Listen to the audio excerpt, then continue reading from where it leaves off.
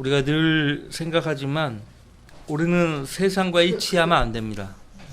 그런 점에 있어서 하나님은 저와 여러분들을 독특한 백성으로 삼으신 거예요. 독특한 백성. 그래서 세상에서 독특한 백성은 두 부류입니다. 이스라엘 백성과 그리스도 안에 있는 하나님의 자녀들은 다 독특한 백성이에요.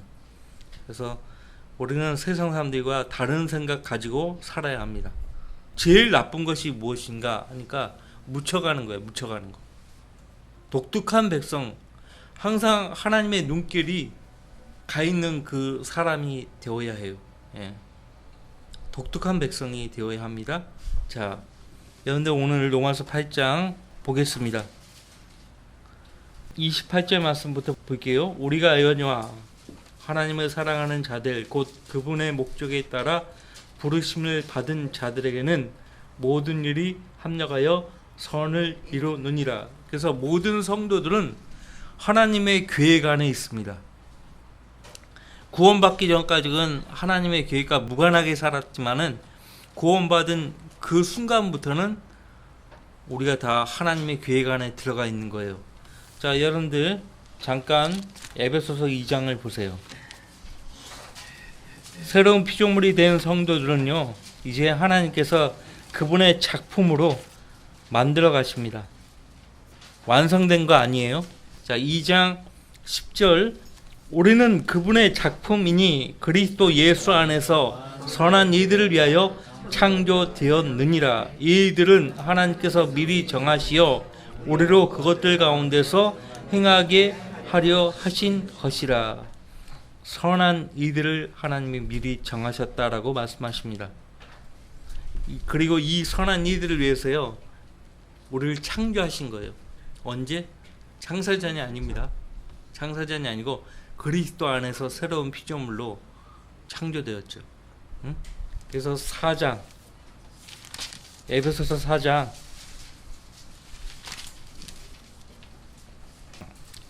에베소서 4장에 보면 24절 하나님에 따라 의와 참된 거룩함 안에서 창조된 새 사람을 입으라. 물론 구원받을 때 우리가 새 사람을 입었어요. 근데 입으라고 하는 것은 무슨 말이에요? 입으라고 하는 것은 벗지 말라는 말이에요. 절대 벗지 말라는 거예요. 이걸 우리가 어떻게 의지로 우리 마음대로 벗을 수 있는 것은 아니지만은, 그러니까 항상 창조된 새 사람을 입은 성도로 의식하고 살라는 거예요. 다시 로마서 8장으로 돌아오겠습니다.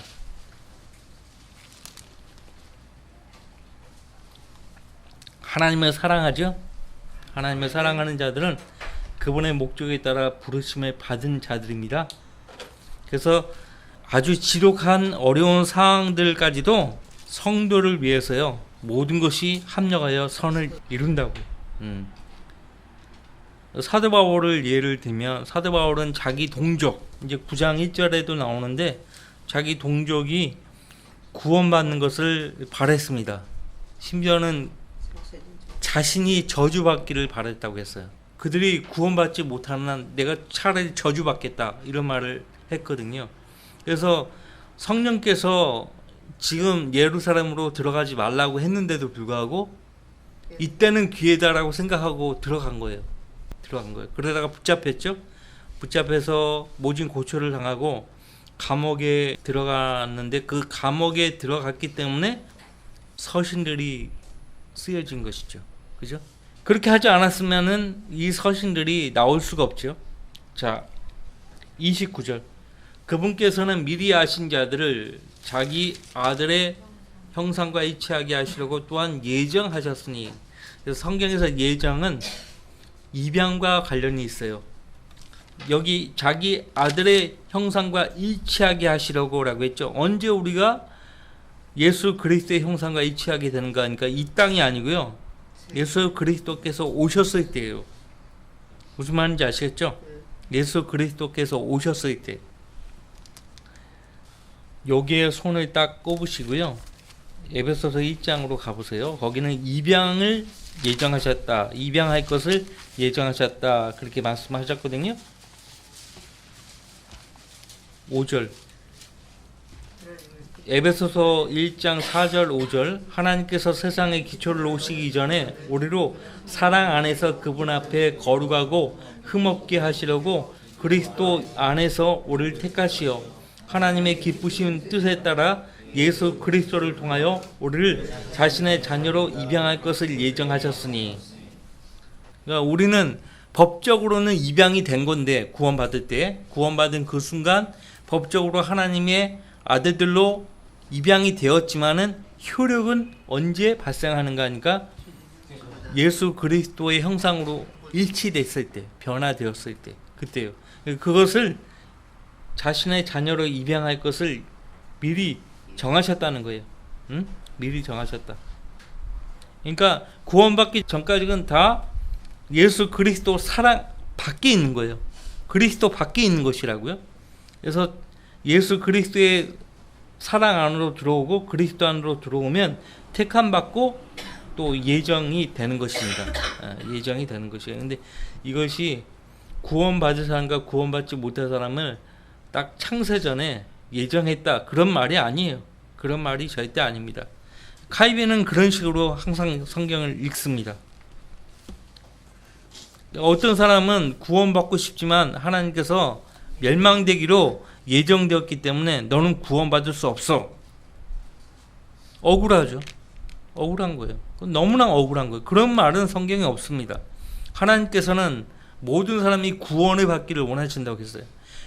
그마저도 거기에 모든을 칼빈주의자들은 예정된 사람들이라고 얘기해요. 예정된 사람. 그리고 베드로후서 사도 베드로도 아무도 멸망치 않고 모두가 회개에 이르기를 원하신다고 했을 때 그 모두를 또 예정된 사람으로 말한다고. 얼마나 어리석어요. 그리고 하나님의 미리 아심이 예정과 택하심을 앞선다라고 우리가 지난주에 베드로전서 1장 2절 말씀을 통해서 확인해 보았습니다. 그래서 예수 그리스도를 믿고 영접해서 그리스도 안으로, 사랑 안으로 들어온 성도들을 예수님의 몸과 같은 몸을 입을 수 있도록 예정하셨다는 것이에요. 예수 그리스도의 몸과 같은 몸을 입을 수 있도록 예정하셨다. 잠시 히브리서 2장 보세요. 히브리서 2장.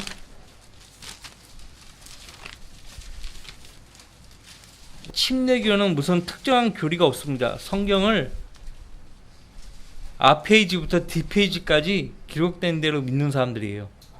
그러니까 어떤 특정 교리가 없기 때문에 침례교에서 이단이 많이 나왔다는 것을 아셔야 돼요. 안식교도 침례교에서 파생한 거예요. 은사주의도 마찬가지야. 침례교에서 미쳐버린 목사들이 나가서 은사주의가 생겨난 거예요. 오순절, 하나님의 성애, 이런 것이 침례교에서 나간 거예요. 그러니까 똑같잖아요. 안식교도 그렇고 침례가 옳다는 것은 다 알아요. 그 사람들이 침례교에서 나갔기 때문에 그래요. 그 외에도 침례교에서 나간 이단들이 굉장히 많습니다.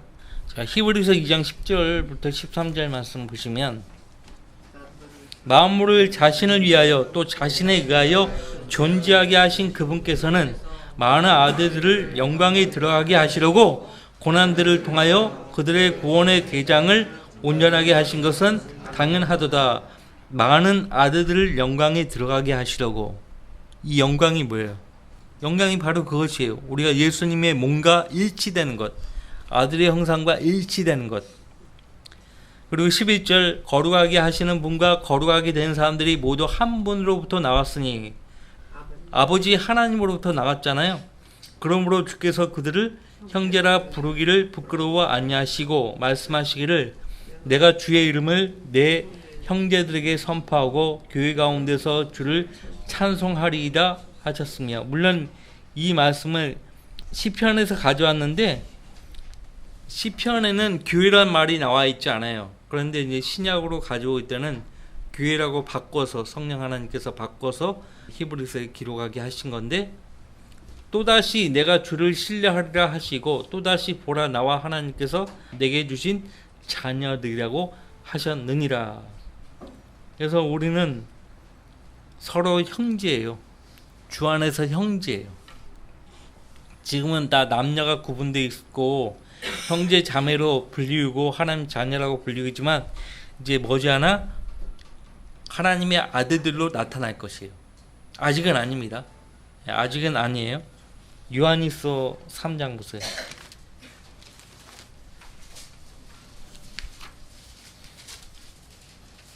요한일서 3장.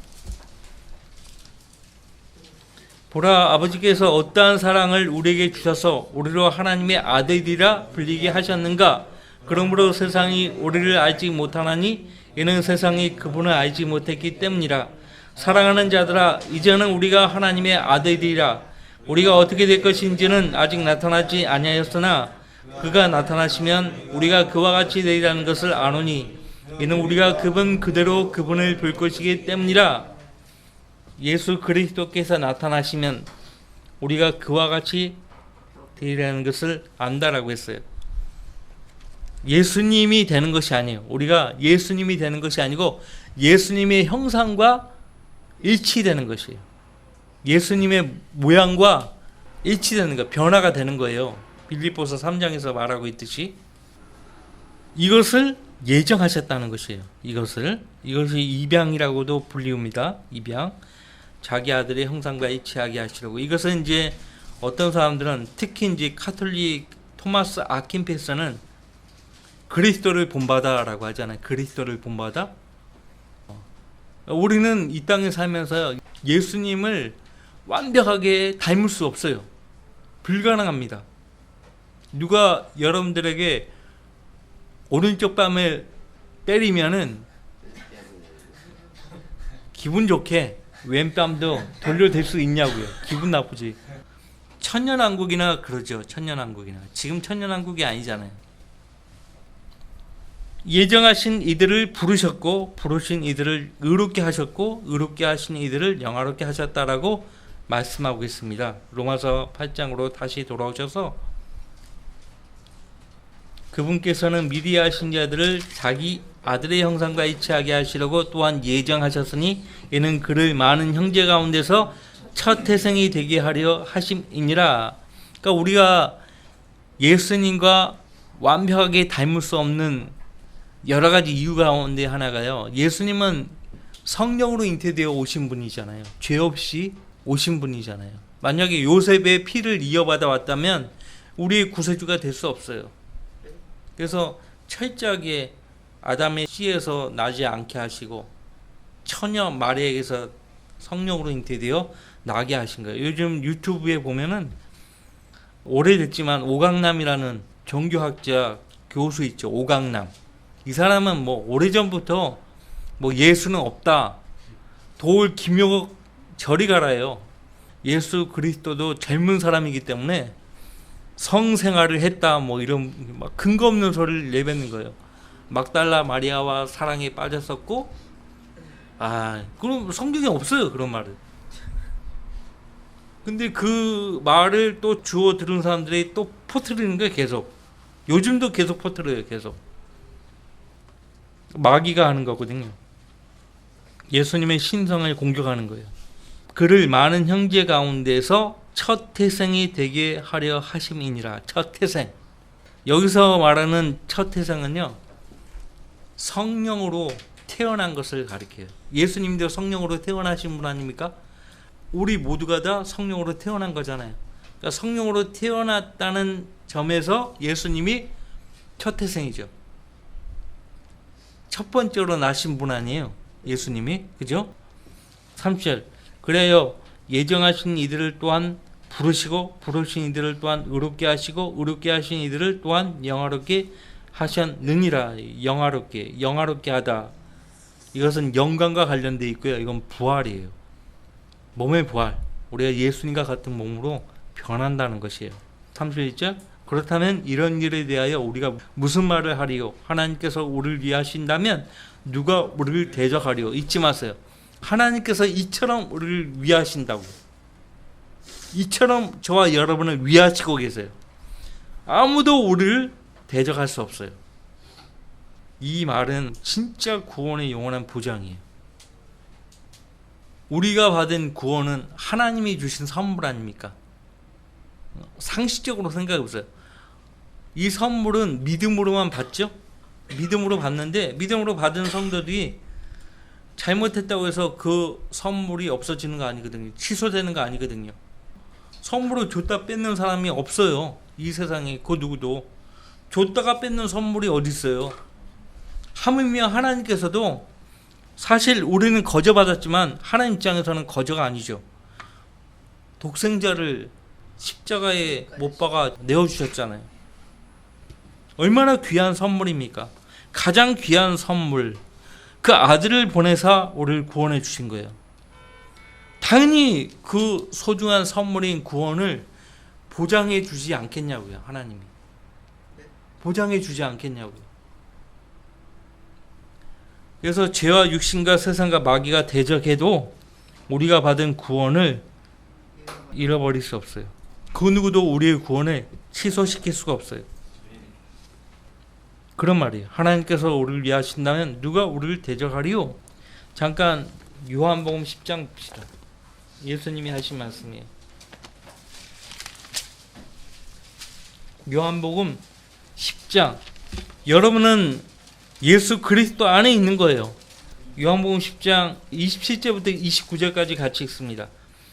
내 양들은 내 음성을 들으며 나는 그들을 알고 그들은 나를 따르느니라. 내가 그들에게 영생을 주노니 그들은 영원히 멸망하지 않을 것이며 또 아무도 나의 손에서 그들을 빼앗지 못할 것이니라.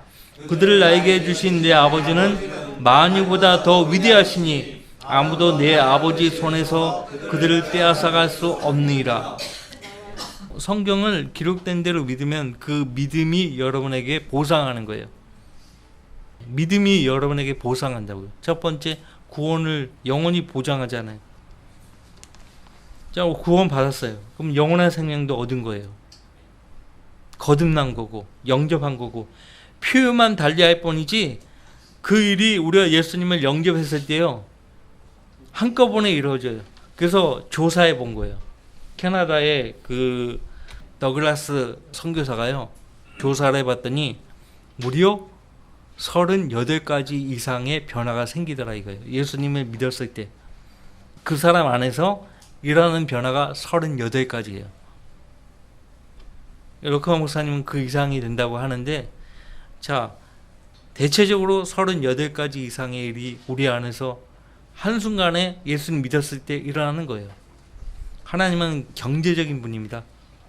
한 가지 일만 하시는 분이 아니에요. 동시에 다발적으로 여러 가지 일을 하십니다. 예. 뭐 이런 말씀이 뭐 여기만 있는 것이 아니죠. 6장에서도 이미 하셨고 요한복음, 그죠? 하나님께서는 자기 아들을 아끼지 않으셨고요. 우리를 위해서 내어주셨어요. 그리고 그 아들과 함께 구원을 포함해서 모든 것을 값없이 주신 분이에요.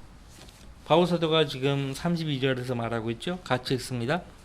자기 아들을 아끼지 아니하시고 우리 모든 사람을 위하여 내어주신 분이 어찌 그 아들과 함께 또한 모든 것을 우리에게 값없이 주시지 아니하겠느냐. 이 모든이 나오면 또 칼빈주의자들은 제한을 시키는 거예요.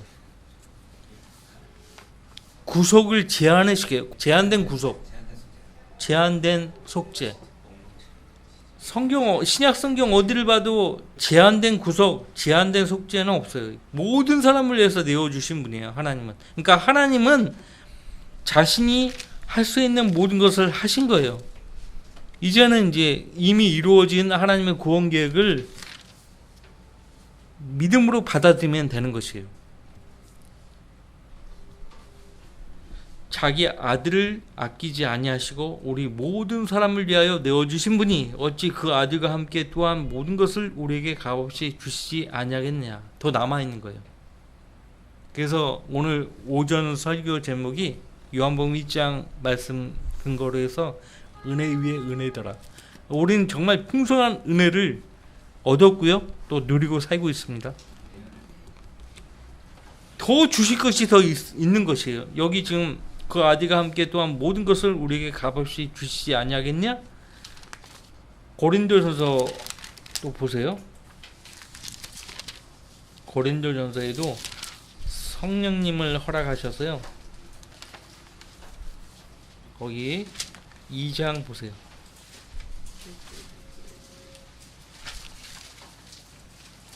9절 10절. 그러나 기록된 바와 같으니 하나님께서 자기를 사랑하는 자들을 위하여 예비하신 것들은 눈으로 보지도 못하였고 귀로 듣지도 못하였으며 인간의 마음속에 들어온 적도 없었느니라고 한 것이라. 그러나 하나님께서 이것들을 우리에게 그의 영으로 나타내셨으니 이는 성령께서는 모든 것 심지어 하나님의 깊은 것들까지도 통찰하시기 때문이라. 그 다음에 12절. 우리가 세상의 영을 받지 아니하고 오직 하나님께로부터 온 영을 받았으니 이는 우리로 하나님께서 우리에게 가감없이 주신 것들을 알게 하려 하심이라. 자기 아들을 아끼지 아니하시고 우리 모든 사람을 위해서 내어주신 하나님께서 어찌 그 아들과 함께 또한 모든 것을 우리에게 가감없이 주시지 아니하겠느냐라고 했잖아요. 더 주실 것이 있는데 그 더 주신 것을 알게 하려고 성령님을 허락하신 거예요. 성령님의 인도를 구하면 이 값없이 주신 것들을 깨닫게 되는 거예요. 지금 고린도서 2장에서 바울 사도가 말하고 있잖아요. 거기 11절 말씀을 뛰어넘었는데 11절 말씀 보시면 사람의 일을 그 사람 안에 있는 사람의 영이 아니면 누가 알리요? 이와 같이 하나님의 의도 하나님의 영이 아니면 아무도 모르느니라. 여러분들 세상 사람들이 하는 일들을 보세요. 얼마나 치밀하게 계획하고 움직입니까? 전쟁터에서요, 지휘관들이 모여갖고 작전 계획을 하잖아요. 이미 작전 계획을 수립했지만은 현장에 가서 보면은 그 계획대로 안 되거든요. 다시 수정을 해야 돼요. 수정을 하더라도 미리 작전 계획을 A 플랜, B 플랜, C 플랜 하여튼 계획들을 여러 가지 미리 다 짜놔요. A 플랜이 안 되면은 어떻게 할 것인가 미리 다 짜고 심지어는 워게임까지 해요. 그 시뮬레이션 해본다고요.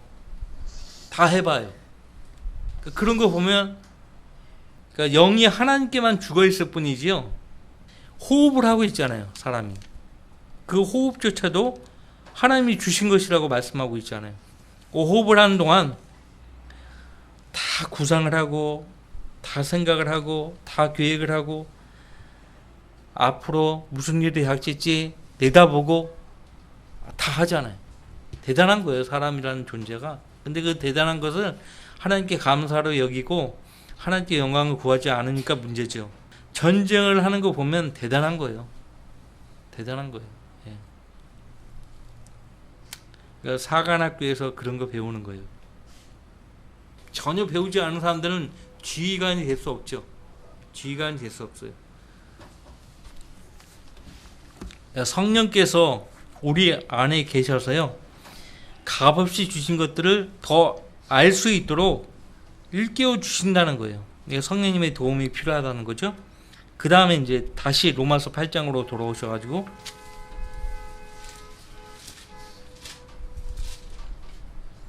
33절 말씀. 하나님께서 택하신 자들에게 누가 혐의를 씌우리요? 의롭다 하시는 분은 하나님이시니라. 하나님께서 택하신 자들에게 누가 혐의를 씌웁니까? 우리가 예수님을 구주로 믿었을 때요, 하나님이 우리 그 믿음을 보시고 의롭다 하셨거든요. 그렇기 때문에 아무도 우리에게 혐의를 씌울 수 없어요.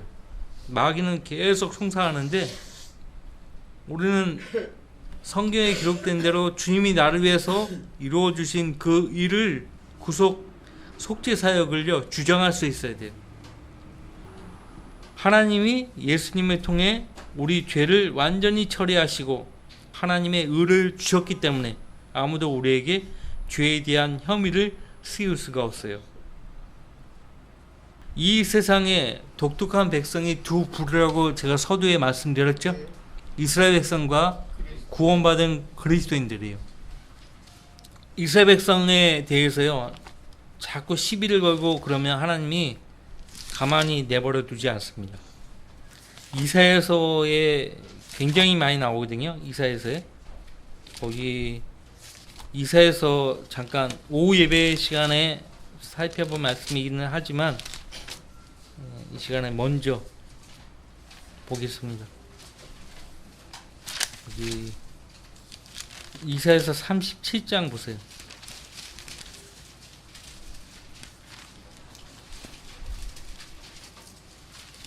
(37장) 35절 말씀을 같이 읽어볼까요?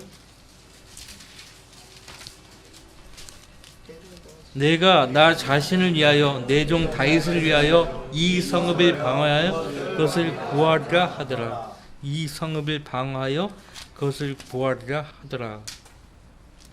그 다음에 이사야서 54장 17절 말씀 보세요. 나는 이사야서 이 54장 17절 말씀 보면 항상 6.1 중동 전쟁뿐만 아니라 드레피스 사건이 있었어요. 프랑스에. 유태계 프랑스인인데 억울하게 스파이 혐의로 누명이 있어갖고 억울하게, 그래서 그 신문사 기자가, 그 유명한 기자인데 그분이 이제 지성인들에게 신문의 기고를 크게 투표를 해가지고 연재를 해가지고요, 프랑스에 있는 지성인들을 통해 가지고 그 사람을 구한 거예요. 그 프랑스가 뭐요? 프랑스가 자유평등 박애잖아요. 자유평등 박애라고 소수민족이라고 해가지고 억울하게 이렇게 누명을 쓰면 안 된다 해가지고 그렇게 그 사람이 에밀 졸라, 맞아요, 에밀 졸라. 자, 거기 보세요. 이사야서 54장 17절. 너를 대적하려고 만들어진 어떤 무기도 성공하지 못할 것이요, 재판에서 너를 대적하여 일어나는 어떤 혀도 내가 정죄할 것이라. 이것이 주의 종들의 유업이요 그들의 은은 내게서 받은 것이니라 주가 말하노라. 얼마나 위대한 말씀이에요. 이스라엘 백성들도 하나님의 의를 받은 민족이에요. 그래서 여수론이라고 합니다. 여수론. 이스라엘 백성들은 하나님의 의를 받은 민족이에요. 우리도 그런 점에 있어서 예수 그리스도의 의, 하나님의 의를 받은 하나님의 백성들 아닙니까? 자, 시간이 많이 지났네요. 시간이 많이 지나서 다음 주에 또 이어서 공부해 보도록 하죠. 로마서 8장 그 28절부터는 굉장히 중요한 말씀들이에요. 우리에게 익숙하지만은 그냥 간과해서는 안 될 말씀들이 매 구절마다 있어요. 그래서 오늘 여기까지 하고 다음 주에 이어서 하도록 하죠.